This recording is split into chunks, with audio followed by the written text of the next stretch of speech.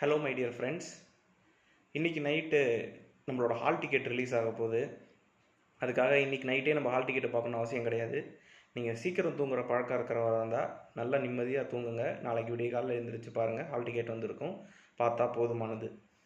And ஒரு T20 cricket match நடக்குது அப்படின்னா மோஸ்ட் ஆஃப் த மேட்ச் பார்த்தீங்கன்னா 20வது ஓவர் ஜெயிப்பாங்க, இல்லை 19வது ஓவர் ஜெயிப்பாங்க. அதுக்குன்ட்டு அவங்க 19வது ஓவர் வரைக்கும் 20வது ஓவர் வரைக்கும் எந்த ஸ்கோருமே பண்ணாமல் இருந்தால் நிச்சயமாக அந்த இடத்துல அவங்களால ஜெயிக்க முடியாது.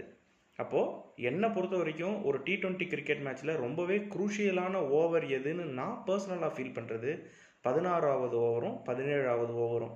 அங்கே நீங்கள் எவ்வளோ பூஸ்ட் பண்ணுறீங்களோ அதுதான் 19வது ஓவர் 20வது ஓவரில் நீங்கள் வின் பண்ணுறதுக்கான ஒரு வாய்ப்பை கொடுக்குது.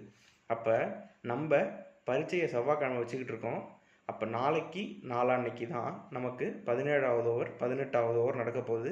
இங்கே நம்ம எவ்வளோ ஸ்கோர் பண்ணுறோமோ அதுதான் செவ்வாய்க்கிழமை அன்றைக்கி 20வது ஓவரில் கன்சாலிடேட் ஆக போகுது.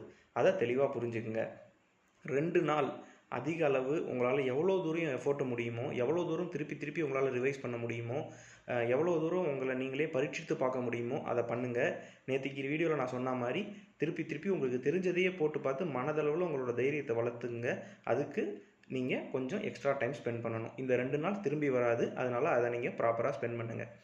இன்னொரு முக்கியமான போஸ்ட் மார்ட்டம் நீங்கள் என்ன பண்ணலாம் அப்படின்னா, லாஸ்ட் டைம் நீங்கள் எக்ஸாம் ஹால் போயிருப்பீங்க, ஒரு சில விஷயத்தை ரிவைஸ் பண்ணாமல் கடைசி நேரத்தில் மிஸ் பண்ணியிருப்பீங்க. அதை நீங்கள் அங்கே கூட ஃபீல் பண்ணியிருக்கலாம், திருப்பி வீட்டுக்கு வந்த அன்றைக்கி கூட நீங்கள் ஃபீல் பண்ணியிருக்கலாம். அது எந்த விஷயம், எந்த யூனிட்டில் நம்ம அந்த மாதிரியான தவறு செஞ்சோம், எந்த கொஸ்டின் நம்ம மிஸ் பண்ணோம் அப்படிங்கிறத ஒரு அரை மணி நேரம் 3/4 மணி நேரம் உட்காந்து நைட்டு தூங்குறதுக்கு முன்னாடி கூட ஆழமாக சிந்திச்சு அது எந்த டாப்பிக்கோ அந்த தவறு திரும்ப நடக்காத அளவுக்கு உங்களை தயார்படுத்திங்க. அதுவும் உங்களை சக்ஸஸுக்கு பக்கத்தில் அழைச்சிட்டு போகிறதுக்கு ரொம்பவே யூஸ்ஃபுல்லாக இருக்கும். பரீட்சை நிச்சயமாக நடக்கும், நீங்களும் நிச்சயமாக ஜெயிப்பீங்க. அதை பற்றின எந்த ஒரு உரியும் வேண்டாம். பரீட்சையை NTA நடத்த போகிறாங்க, அவங்க அதை பற்றி கவலைப்பட போகிறாங்க. பரீட்சையை நம்ம எழுத போகிறோம், நாம் பரீட்சை எழுதுறதை பற்றி மட்டும் கவலைப்படுவோம். தேவையில்லாத வீடியோஸுக்கும் தேவையில்லாத சில நெகட்டிவ் விஷயத்துக்கும் உங்களை நீங்கள் ஆட்படுத்தாதீங்க. நிச்சயமாக நீங்கள் படிங்க. Okay, all the very best for your exam. Prepare well and do well. Thank you.